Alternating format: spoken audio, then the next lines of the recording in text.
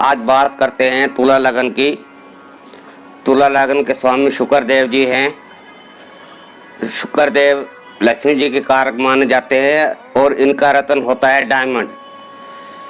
Diamond के बारे में आपको जानकारी देने जा रहा हूँ।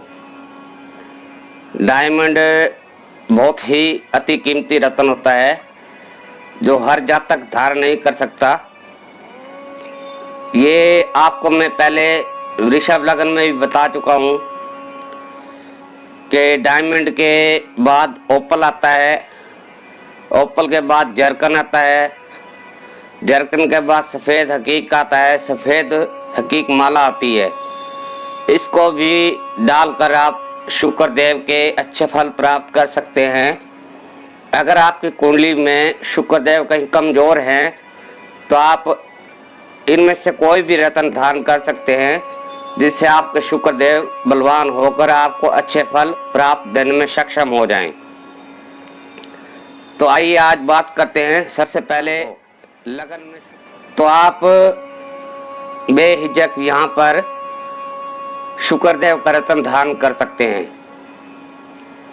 अब बात करते हैं दूसरे भाव की। आपके दूसरे भाव में अगर शुक्रदेव विराजमान हो, यहाँ भी आप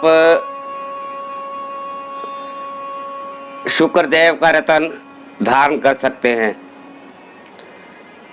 और तीसरे भाव में अगर शुक्रदेव विराजमान हो, यहाँ आप शुक्रदेव का कोई भी रत्न धारण ना करें। शुक्रदेव अगर चौथे भाव में आ जाए, तुला लगन में अगर शुक्रदेव चौथे भाव में आ जाए तो यहाँ आप शुक्रदेव का रत्न धारण करके शुक्रदेव के अच्छे फल प्राप्त कर सकते हैं। वैसे भी शुक्रदेव यहाँ बली हो जाते हैं, दिग्बली हो जाते हैं। तो यहाँ आप शुक्रदेव का कोई भी रत्न धारण कर सकते हैं। शुक्रदेव पंचम भाव में आ जाएं, यहाँ भी आप शुक्रदेव का रत्न धारण कर सकते हैं। शुक्रदेव छठे भाव में आ जाएं, यहाँ शुक्रदेव आपके उच्च के हो जाएंगे। लेकिन ये भाव छठा भाव है, रोग स्थान, कर स्थान। तो यहाँ पर शुक्रदेव का रत्न आप धारण ना करें, शुक्रदेव के पाठ पूजन करें, उससे आपको लाभ प्राप्त होगा। शुक्रदेव आपके सप्तम स्थान पर बैठ जाएं, यहाँ भी आप शुक्रदेव का रत्न धारण कर सकते हैं। शुक्रदेव आपके अष्टम स्थान पर हो, यहाँ आप शुक्रदेव का कोई भी रत्न धारण ना करें। शुक्रदेव नवम स्थान पर आ जाएं, यहाँ भी आप शुक्रदेव का रत्न धारण कर सकते हैं। शुक्रदेव दसम स्थान पर आ जाएं, यहाँ भी आप शुक्रदेव का रत्न धारण कर सकते हैं। शुक्रदेव एकादश भाव में आ जाए, 11वें भाव में आ जाए, यहाँ भी आप शुक्रदेव का रत्न धारण कर सकते हैं। शुक्रदेव द्वादश भाव में हो, यानी 12वें स्थान पर, व्यय स्थान पर, तो यहाँ भी आप शुक्रदेव का रत्न धारण ना करें और यहाँ शुक्रदेव आपके नीच के हो जाएंगे।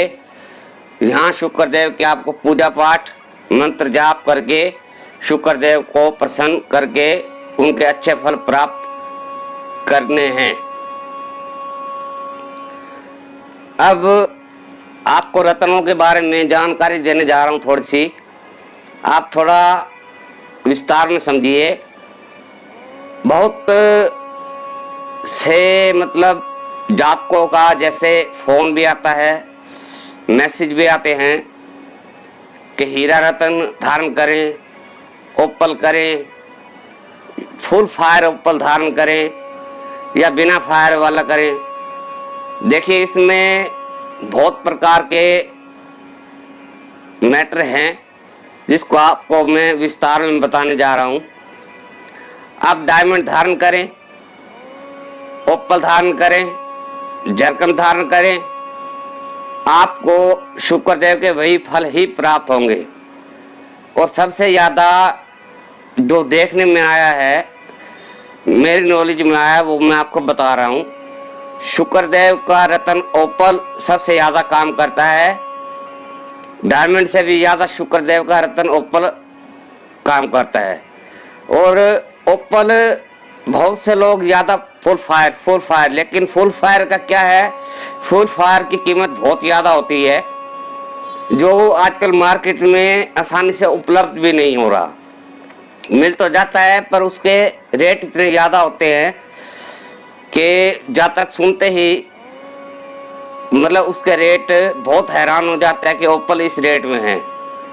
उसकी वजह क्या है, सब जितने भी स्टॉकर हैं सब ने माल स्टॉक किया हुआ है, इस टाइम माल मिल नहीं रहा, इस वजह से ओपल काफ़ी मार्केट में महंगा हुआ है। तो अब बात करते हैं, क्या आपको प्लेन ओपल काम नहीं करेगा या फायर वाला ही काम करेगा? ऐसा कुछ नहीं है दोस्तों, प्लेन ओपल भी वही काम करेगा, फायर वाला भी वही काम करेगा। मेन बात आ जाती है श्रद्धा की, आपकी श्रद्धा कैसी है, आपने श्रद्धा अनुसार डाला है या नहीं डाला। और दूसरी बात, ग्रह के कई रहस्य होते हैं, रत्न के साथ साथ ग्रहों के रिश्ते भी होते हैं जिनको संभालना होता है और जिनको मान सम्मान देना होता है। मान लो, छोटा सा एग्जाम्पल दे रहा हूँ, बाकी आगे बताऊंगा मीन लगन के बाद। शुक्र देव स्त्री ग्रह माने गए हैं और यदि आप ओपल तो धारण कर लेते हो, ओपल की जगह भले लाख रुपए का डायमंड, 20 लाख रुपए का डायमंड धारण कर लेते हो, पर आप स्त्री का सम्मान नहीं कर रहे, घर में स्त्री का सम्मान नहीं कर रहे, बाहर किसी स्त्री का सम्मान नहीं कर रहे, तो आपको शुक्रदेव के कभी भी अच्छे फल प्राप्त नहीं होंगे। अगर आप चाहते हैं मुझे शुक्रदेव के अच्छे फल प्राप्त हो, या किसी भी ग्रह के, हर ग्रह के एक रिश्ते बनाए गए हैं, वो मैं अपने आगे के वीडियो में आपको सब रिश्ते भी बताऊंगा, किस ग्रह के साथ कौन कौन से रिश्ते संभालने होते हैं, कौन कौन से रिश्तों की मान सम्मान करना होता है, उसके बाद ही ग्रह आपको पूर्ण फल दे पाते हैं। ये नहीं कि आपने खाली रत्न ले लिया, 20 लाख रुपए का डायमंड ले लिया या 10 लाख रुपए का डायमंड ले लिया और आपको मतलब शुक्रदेव प्रसन्न होकर उस पे आपके ऊपर मतलब दया दृष्टि करने लग जाएंगे, ऐसा कुछ नहीं है दोस्तों। वो बेकार में आप अपना पैसा वेस्ट कर बैठोगे, इससे अच्छा ना ही धारण करो तो वो अच्छा। सबसे बड़ी बात मैंने पिछले अपने वीडियो में भी बताई थी, वो ये है कि रत्न मात्र 30% काम करते हैं, 30% उपाय और 40% अपने किए कर्म। और उसके साथ कर्मों में क्या आ जाता है, अपने अच्छे रिश्ते संभालना, अच्छे रिश्ते कायम करना, अच्छा आचरण रखना, अच्छा व्यवहार करना। तो इसके साथ ही आज का वीडियो समाप्त करता हूँ। जय मां काली।